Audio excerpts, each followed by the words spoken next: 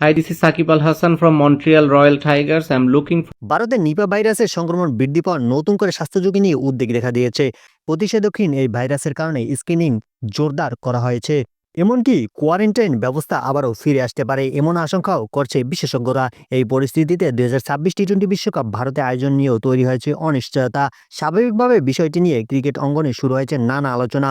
এই প্রসঙ্গে লাইভ এসে নিজের অবস্থান জানিয়েছেন সাকিব আল হাসান। সাকিব বলেন, খেলোয়াড়দের স্বাস্থ্য ও নিরাপত্তা সবার আগে। যে কোনো বড় টুর্নামেন্ট আয়োজনের আগে এই বিষয়টি সর্বোচ্চ গুরুত্ব দিতে হবে। তিনি জানান, বিশ্বকাপের মতো বৈশ্বিক আসরে অংশগ্রহণ করতে হলে সব দলের জন্য সমান নিরাপত্তা ও স্বস্তিকর পরিবেশ নিশ্চিত করা জরুরি। সাকিব আরও বলেন, আইসিসির উচিত পরিস্থিতি বাস্তবভাবে মূল্যায়ন করা এবং প্রয়োজনে বিকল্প পরিকল্পনা নিয়ে আগেই সিদ্ধান্ত নেওয়া। সবশেষে তিনি বলেন, ক্রিকেট গুরুত্বপূর্ণ, কিন্তু তার চেয়ে গুরুত্বপূর্ণ খেলোয়াড়দের জীবন ও স্বাস্থ্য। এই জায়গায় কোনো ঝুঁকি নেওয়া উচিত নয়। সব মিলিয়ে এখন নজর আইসিসির সিদ্ধান্তের দিকে। 2026 টি-20 বিশ্বকাপ নিয়ে তারা কি অবস্থান নেয়।